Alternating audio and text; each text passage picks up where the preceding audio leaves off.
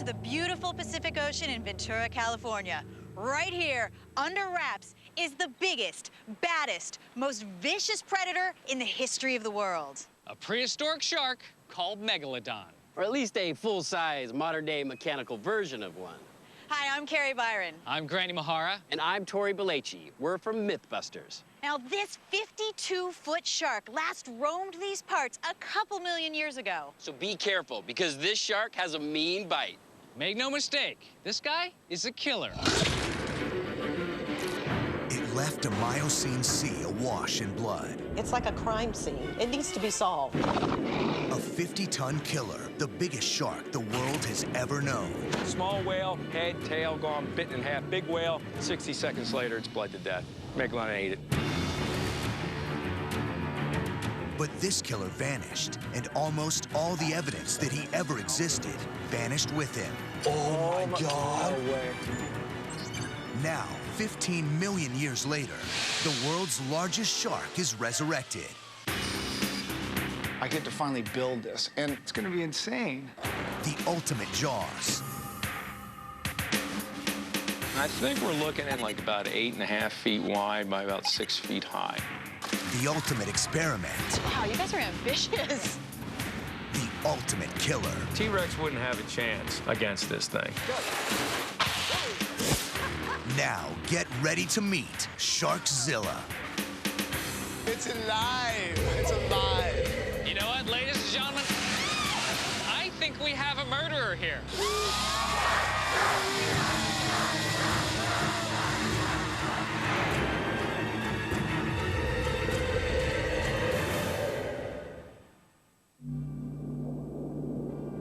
Our oceans are filled with wonders. Where that sea meets our shores, a kind of truce exists.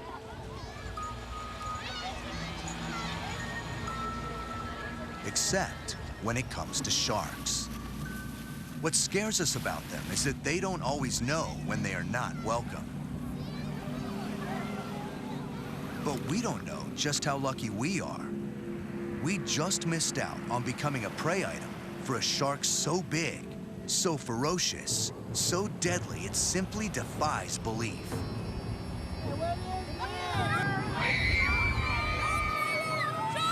Well, believe. For we have brought this creature back to life. And he is hungry. Very hungry. It all begins here, 100 miles inland from California's current coastline. A landscape of rolling hills shelters the densest concentration of Miocene marine fossils in the world. This bone bed was the hunting ground of Megalodon, the most fearsome creature ever to haunt the oceans. Today, this formation is commonly known as Sharktooth Hill. 15 million years ago, this place was a shallow marine sea, maybe 100 to 200 feet deep, full of all kinds of life, particularly vertebrate life. Sharks, marine mammals and fish, birds overhead. It would have been a lot like the Chesapeake Bay is today, but with much, much larger types of prey and predator. It would have been truly an amazing sight to see.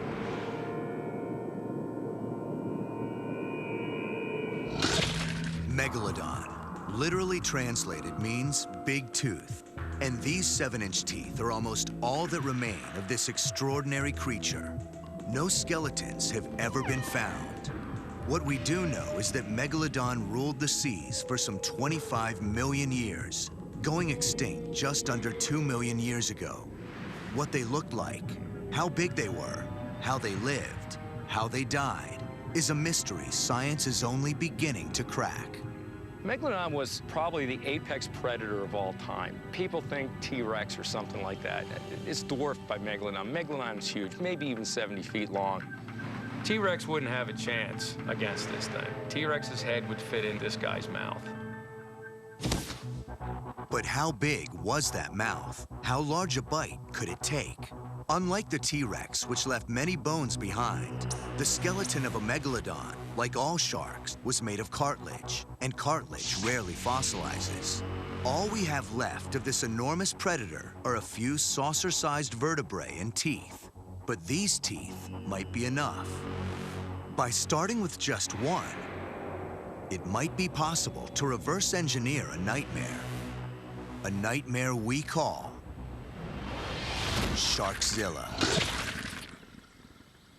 It all begins in this ordinary Simi Valley, California suburban home. Did we say ordinary? Look closer. This home is a shrine to the prehistoric. The owners of this mini museum play an important part of our story. Lisa and Sean Tohill are amateur fossil hunters with a very professional passion for their work and the Sharktooth Hill area fossil field. Property is like a time hole. It's like going back in history, and it's exciting to find these fossils and their stories. You're part of the story of Sharktooth Hill. Yeah. The Tohills currently own one of the most productive sites in the formation, an area also known as Whale Quarry. Recently, they uncovered an extraordinary fossil, a 15-million-year-old Miocene whale that appeared to have had its head sheared right off. Actually, he was the one that first found the whale, but he found one vertebrae, another one. And then I stopped. That's when I call you over. Yeah. So I sat down and I, started digging, and I uncovered this whale skeleton, which was articulated, so all the bones were in line. And then it didn't have a skull. So The head was missing. the head was missing. And so it was like, what happened to the skull? We looked everywhere for it. We couldn't find it. What could possibly have bitten off the head of a whale? The Tohills believe only one thing, a Megalodon. Is this fossil evidence of a Miocene murder mystery? Does the evidence even fit the crime? I think the Megalodon came from the bottom, the whale was there, and it just came up with such force. That's possible, So the too. power of that coming up could definitely bite it, take its head off, and then twist the rest of it. This fossil crime scene is a time portal into the past. Not only might we be able to reverse engineer a Megalodon, we might be able to create one very specific creature. The monster that somehow bit through the Tohills whale.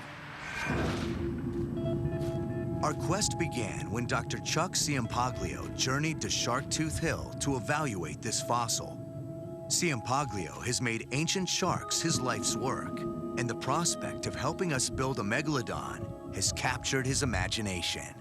I think the idea of building an extinct shark, a replica of Megalodon, is just awesome, okay? There's been so much talk about what this shark could do, what it looked like, how it functioned, and without actually having a working model to scale, those questions can't be addressed properly. Joining Chuck is mechanical designer Jim Sheritz. Jim is charged with turning scientific theory into engineering blueprints that will give birth to Sharkzilla. Pretty cool.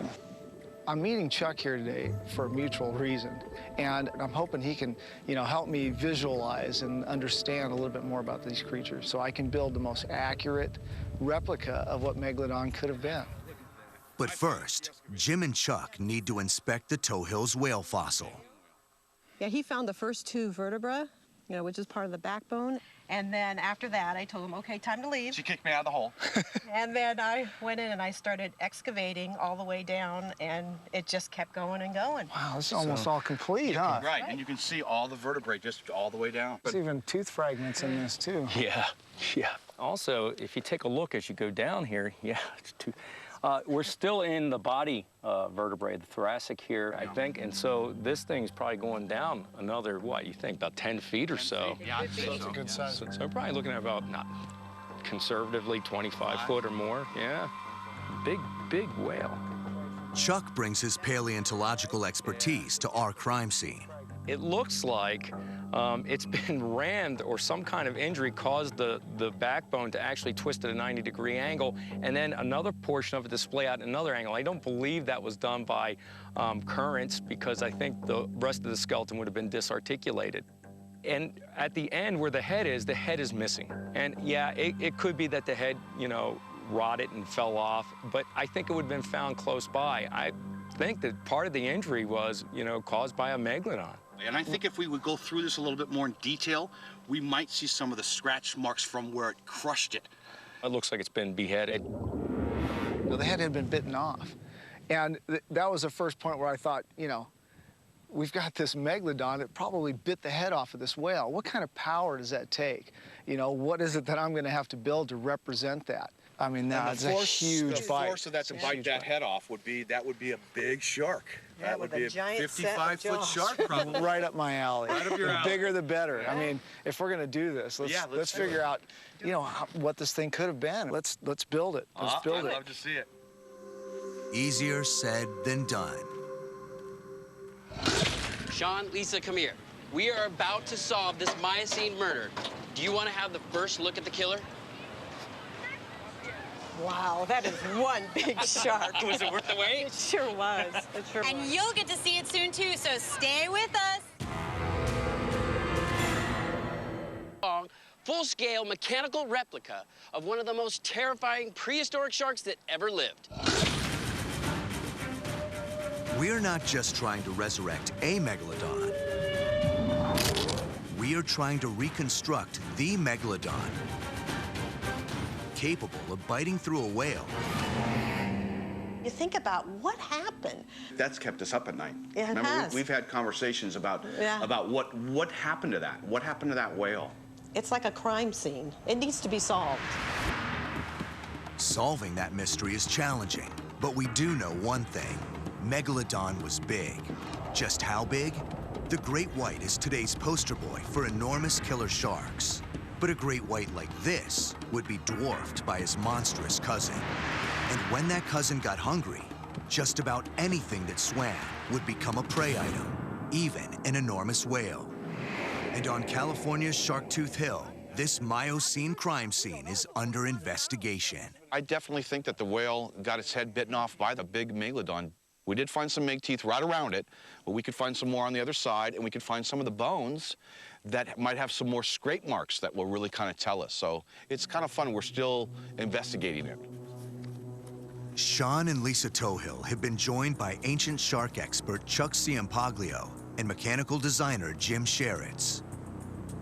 The team have uncovered their victim, a headless 25-foot-long baleen whale.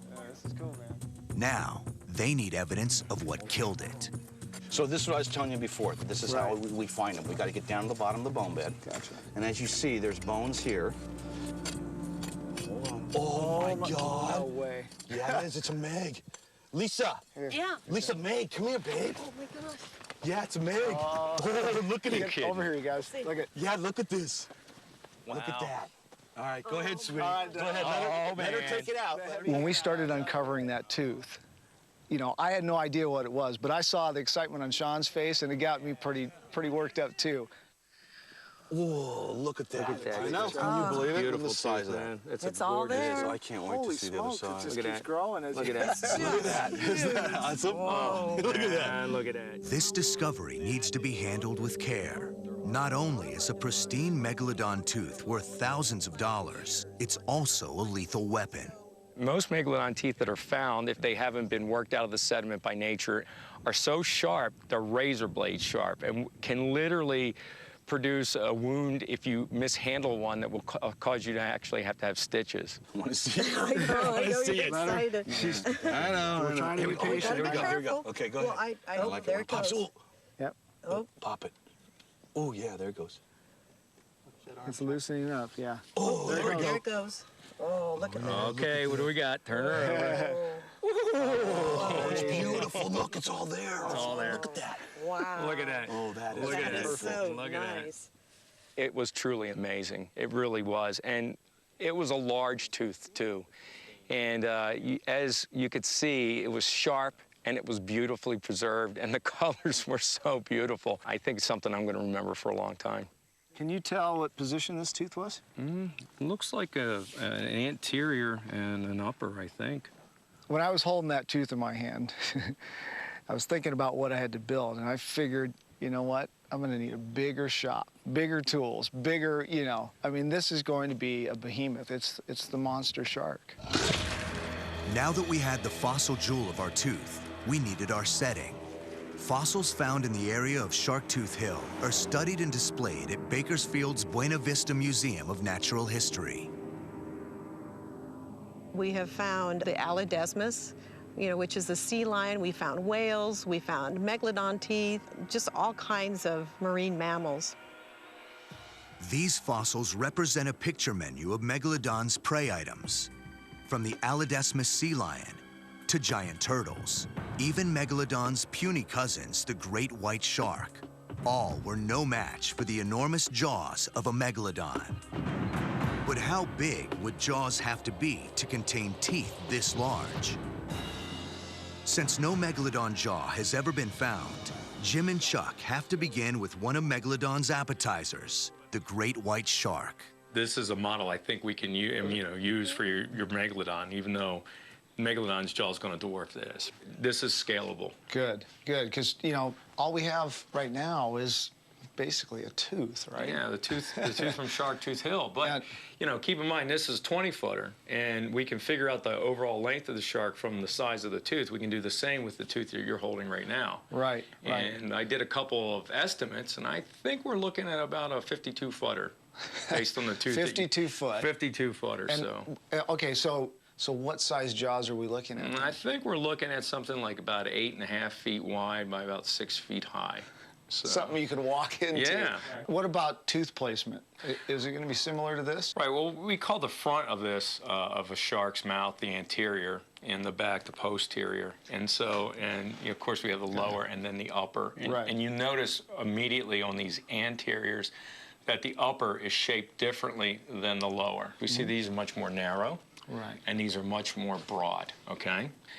We also have a difference from front to back, okay? As we move posteriorly along, notice that the tooth is becoming longer than it is high, okay? Right.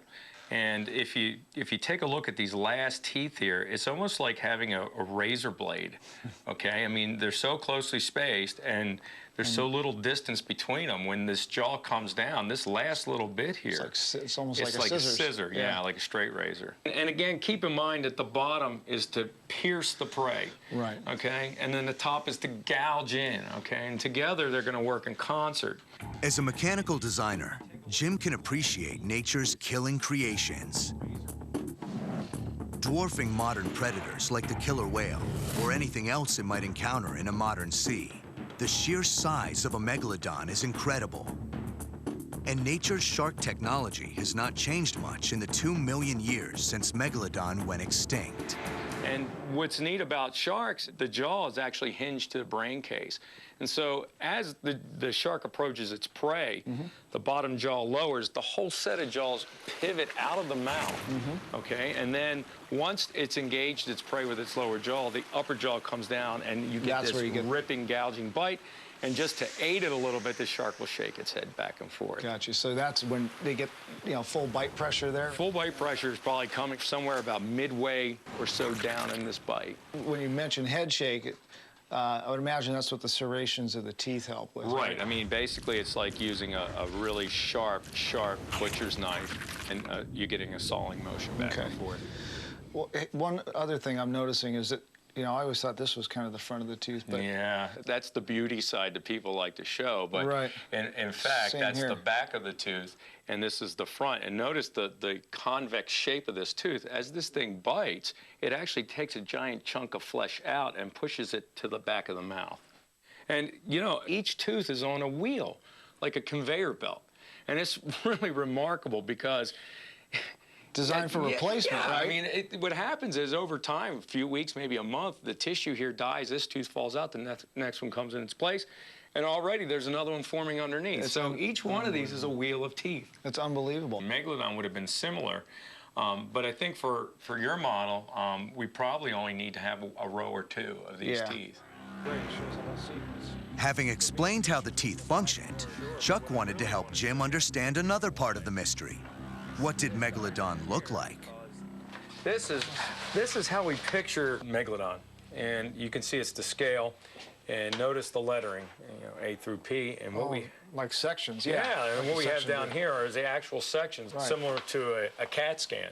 So I think once you get it all together, I think the big picture, what you're looking for, is this. Oh, nice. Okay. And, you can see that what we have is a difference in coloring. And we have a dark upper body and a light underbody. For camouflage? Yeah, for camouflage. And this is similar to what we see in South African great whites. The dark top, of course, blends in. When the marine mammals look down, they see dark all around. They see dark, they can't see the shark. If a marine mammal or prey is underneath, they look up, they see light all around, and they see the light underbelly. They can't distinguish it. So it's totally camouflage. Jim now has the smoking gun tooth fossil and a blueprint of how the shark's jaw worked. Scientific theorizing now ends, and engineering begins. Imagine the challenge that Jim faced. It's as if he had to build a jigsaw puzzle, but only had one piece. But you gotta start somewhere. I get to finally build this. And, you know, it's not just about me anymore building this machine. I'm doing it for these people I just met. Again, the enthusiasts, the scientists, a whole new community that is just as interested in seeing this thing come to life as I am, if not more.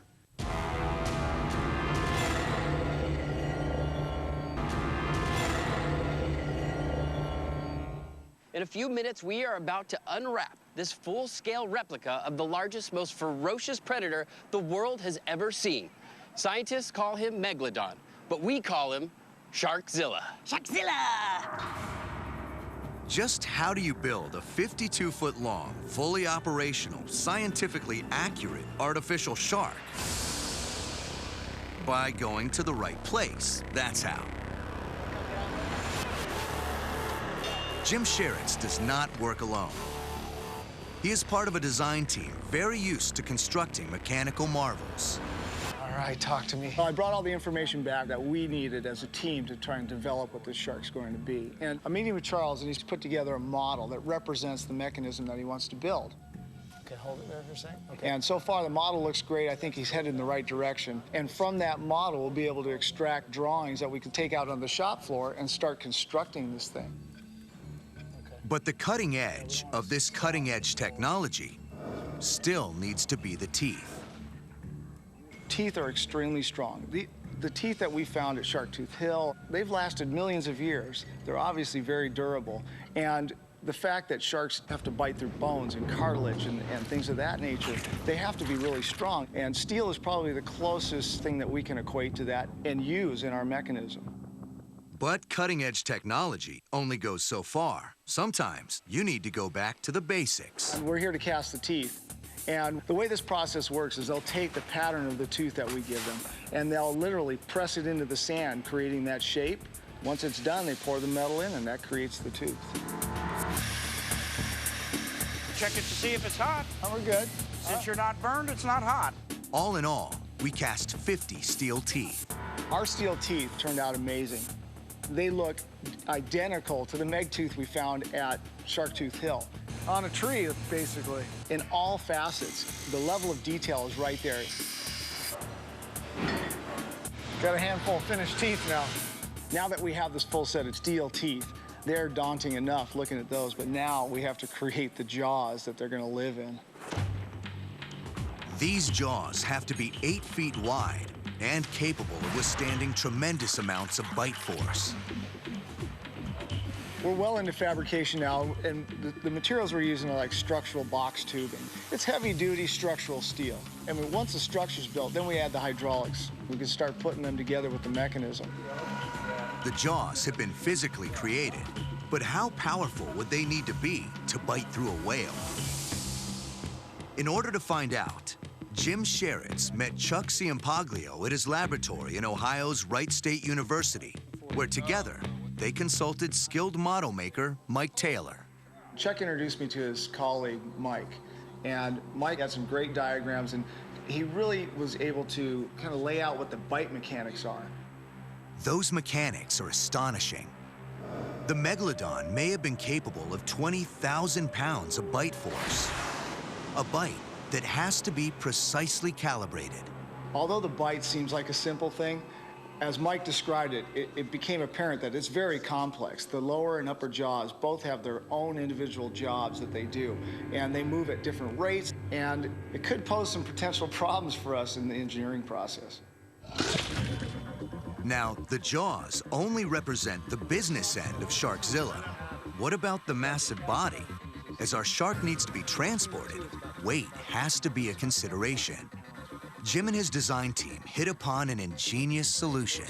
We brought Adam in from Creative Inflatables to help us out in creating the body to attach to the head of the shark. Yep, you heard right. Creative Inflatables will build us a body that we can blow up and will be lighter than air for transportation. What we're doing is we're putting an inflatable over a mechanical unit, and we have to figure out how to merge those two together. We're going to build the back portion from where the metal section is. Yeah. There's two separate pieces, the bottom jaw and the top of the head. So we're going to be removing those, so this way the jaws are exposed, and it'll be able to crunch whatever they put inside the jaws. I think the attachment part's not going to be that difficult for us. We might be using what's called a grommet and lace technique. As the inflatable body is fabricated, the massive steel jaws are ready to be assembled. We finally received the jaws here at Technifex, and man, they look great. They're over 1,500 pounds apiece. So we're going to use our crane to actually support them while we position and attach them to our mechanism. Live from his lab in Ohio, Chuck Ciampaglio oversees final assembly. So Chuck, again, what we want to do is try to figure out the angle of the teeth. What we've been looking at is whether or not it should be like that or just kind of facing out a little bit, so when we're about mid-stroke, that we have, you know, real good connection of the teeth with the tissue, whatever tissue. Yeah, I think the angle you have now looks pretty good. Now, the 50 cast steel teeth are welded one by one into place. So we're putting the teeth in right now, getting the final weld done, so we make sure that they hold tight when we start biting on stuff. There we go. Everything's looking good so far. We're about to bring this thing to life for the first time. It's a pretty exciting moment. We've been working our tails off trying to get this thing done, and it all comes down to this moment. Hey, Charles, you ready to do this thing? I'm ready. 2 million years after they went extinct, we take a fresh bite with a Megalodon. There it is. There it is, baby. I'm so happy you can't even imagine. I mean, to see this thing finally come to life, it's incredible. And it worked. It worked out of the box. I can't wait to bite stuff with it now. It's going to be insane. In order to replicate the bite that may have torn through the whale, we need to dial in the bite force. So, I have some body analogs, basically. Designer John Tyndall was charged with cooking up Sharkzilla's menu. I brought in my friend John, we've worked together in the past. He's really good at demonstrating the science side of things, and I know he's going to be great at setting up some analogs for us to bite test with. We have some soft tissue analogs with some little bone. We also have, now this looks like 2x4s, which is exactly what it is, but believe it or not, the biting force it would take to crush through these 2x4s is similar to what it might take to go through like a baleen whale.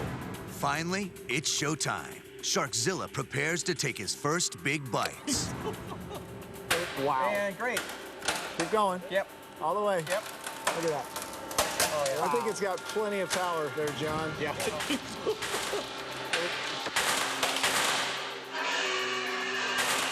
And he's still hungry. We're going to take a CRT and turn it into a flat screen test. Go. Whoa!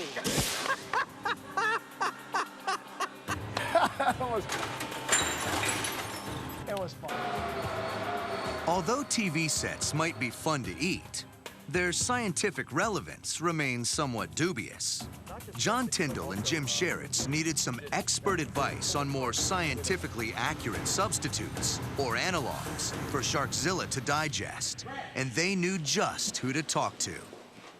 Hey. How's it going? Hey. It's going well. Got all kinds of fun stuff to bring you up to speed with what it is we're doing here. Okay, I'm dying to see what you got.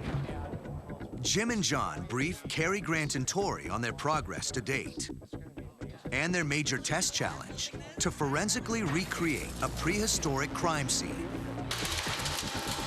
We still have a victim to deal with, so I need to come up with some sort of a meaningful representation of a whale with the meat and the flesh and the blubber and all that stuff. Well, if you get, if you were lucky, maybe you could find a beach whale and you just take your shark down there. You can't listen to him. We're lucky. That's the hard part, finding a beached whale. You know, he's always going to come up with the answer meat. He'll have you, like, sewing 40 pigs together. So maybe there's a synthetic analog. There's an idea, sewing 40 pigs together. Synthetic analog. I think you hit it. Maybe some kind of, like, flexible urethane foam, you know, something that has some density so that it's, you know, flexible like blubber of a whale.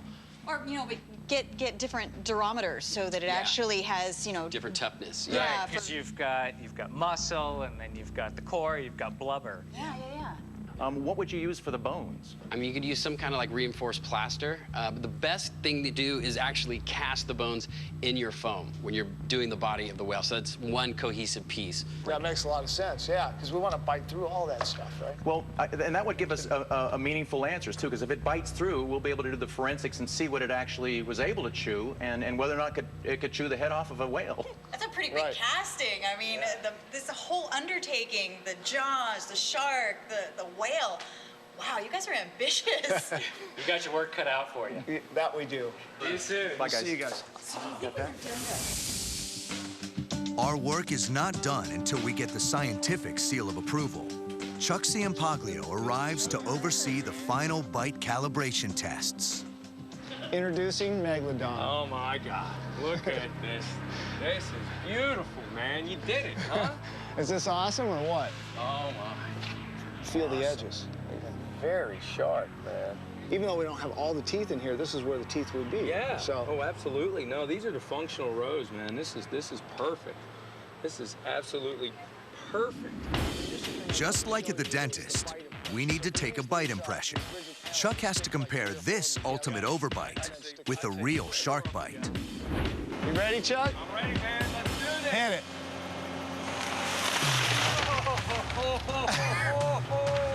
Oh, look at it, it's taking it away. Oh, wow. Look at... So look at that. Look at this. Look at this. There. That's like at least a 6-foot bite radius on this thing, at least. Easily. All the way through. You know what I think? You just brought Megalodon back to life. I had no idea that it would function exactly like we had surmised. And now, you know, when we talked about it being able to bite a whale tail off or sever 1.5, I said, yeah, probably, maybe. For sure, man. No problem whatsoever. No problem. Small whale, head, tail gone, bit in half. Big whale, 60 seconds later, it's bled to death. Megalodon ate it. This is amazing. And I believe, looking at this, you can actually get some really nice, usable scientific data from it. But first things first, we need to complete assembly. The inflatable back end of the shark is actually composed out of a mosaic of pre-painted panels, each one of which needs to be sewn together before inflation. So this is like a map of how to sew it together. Pretty much. And this guide right here, as you can see, just lets them know which panel goes where.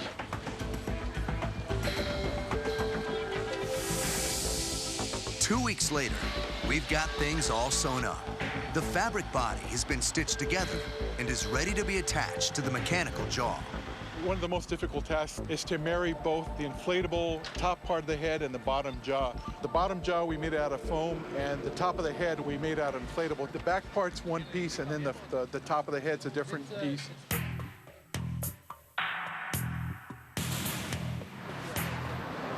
So this is how we build a 52-foot shark in 10 minutes flat. Wow. All the buildup, I get to see this thing all together for the first time. We've been working our tails off on this for months now. All the information, everything we've seen, it's all coming together today. And I can't wait. Yeah, that's good. Okay, let's go. Now, it's time to take this show on the road. And we brought in a special audience for when we finally raised the curtain. Okay, so this is... I've been waiting to show this to you. Come on out. Come on out. Your shop is as clean as ours. Whoa! What the heck is that? This thing is huge. It's like a blimp. And hey, listen, so we are close to Hollywood, and I wanted to reveal this for you in true Hollywood fashion, all right? Are you ready? Yeah. I don't know. Come on, play with me a little bit. All right, here we go. House lights. What's going on?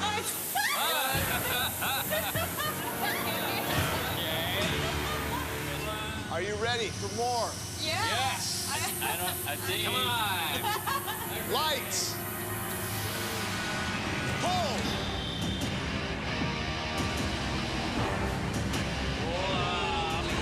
Is. It's alive. It's alive. God, look at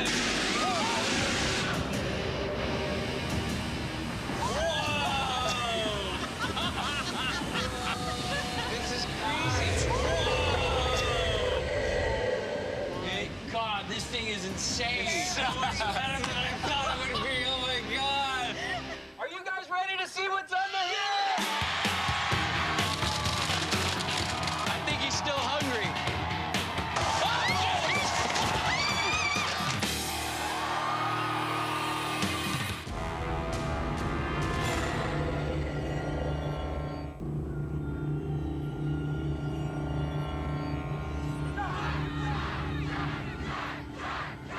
You guys ready to do this? This is a moment of truth. You guys ready to see Sharkzilla? Let's do it!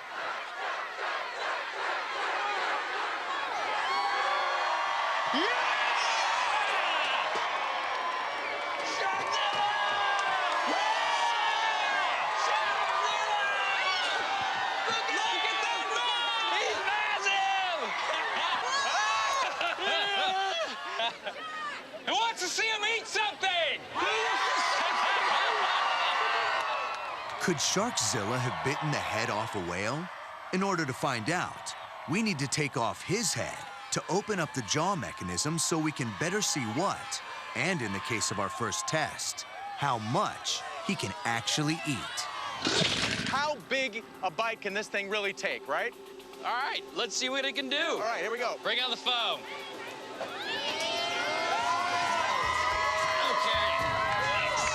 The styrofoam block will help us measure the exact sized portion that a Megalodon could bite off in one big gulp. Okay. Are you guys ready? All right, we're ready. Let's chop it. Go ahead, Jim, and chop it. Make it happen. Oh, shit! I'm okay. Now that is one. That's a giant bite. That was a stunt fall. Oh, my God. No, Grant, that was no stunt fall. The force from the bite on the styrofoam block was so strong, it knocked him right off the stage. Oh, shit! Our cameras were focused on our tests, but spectators in the crowd caught the action on their phone cameras.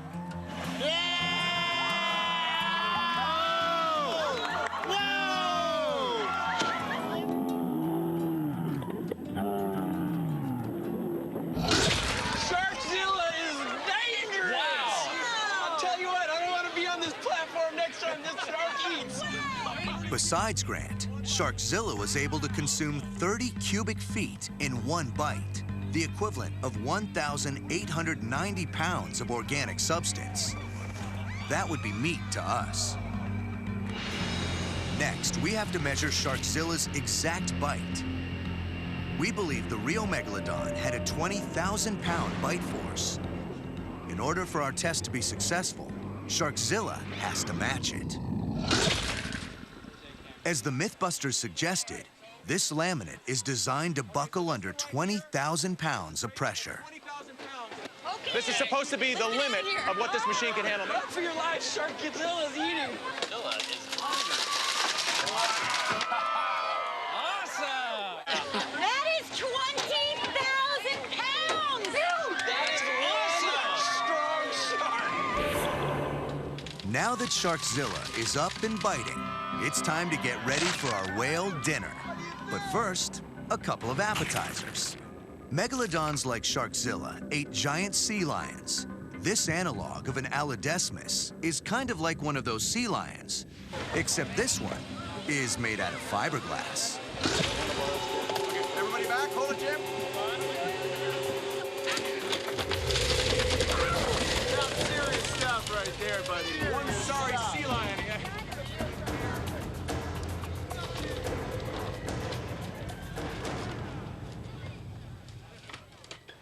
This analog proves that Sharkzilla had no trouble tearing through its daily ration of sea lions. But how would Sharkzilla do with something bigger and stronger? Say, a rival great white shark. Oh, yeah. All right, everybody run. Sharkzilla's gonna eat. He's insatiable. 1, 2, 3.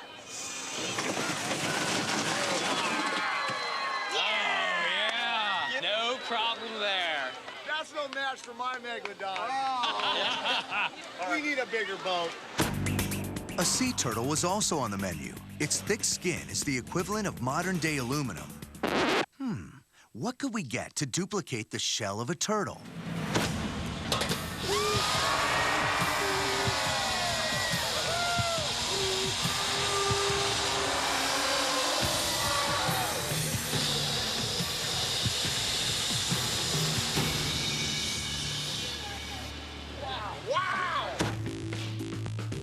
Finally, the whale-watching expedition we've been waiting for. Designed to the Mythbusters' exacting specifications, our analog of a baleen whale has blubber, an organ layer, and inside, artificial bones.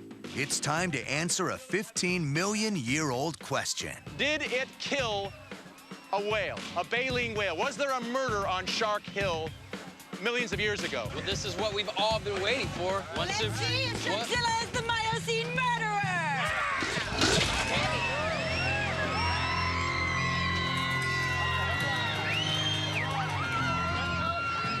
Be far away from this. Let's get out of here! All right. Let's see if Sharkzilla was the whale killer. This is it, people! Shake it, shake it, shake it! Wow. That is terrifying. Look how the jaws move out. Yeah, I know. Sharkzilla is definitely the top of the food chain. I know!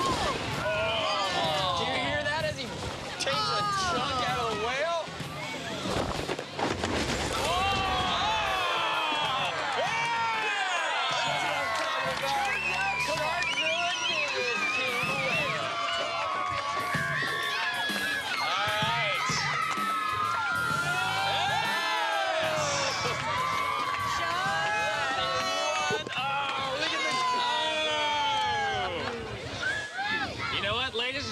I think we have a murderer here. I think we've definitely solved this case. Sharkzilla killed the whale. Sharkzilla, you're going to jail. Guilty as charged. Wow, look, he bit clean through the bones. No problem with the blubber. Wow, all the way through to the guts. It's been a 15-million-year journey from the Miocene to Sharktooth Hill to this California beach. For Sean and Lisa Tohill, the past has come to life, a past they'll not soon forget. You know, after watching the Megalodon bite down on what was like the whale, Yeah. I mean, I'm pretty well convinced that we have our killer. Absolutely. I think he's guilty. Very guilty. Guilty as charged. Guilty as charged. Yeah. Okay, enough with all this science. When do we get to start having fun and just throwing stuff in? Yes! Let's do it now! As the sun slowly sets in the west, beachgoers help us feed Sharkzilla. So you want to stick this toy in there? It's not exactly science, but it's sure a lot of fun. All right, now let's get down. All right. Gotta run.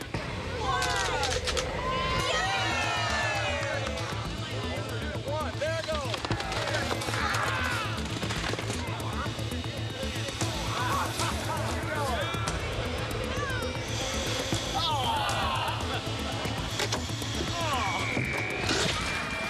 Everybody wants to feed Sharkzilla. Thanks for joining us on this incredible journey. I hope we see you again real soon, because Sharkzilla's still hungry. That's why we're gonna feed Carrie too.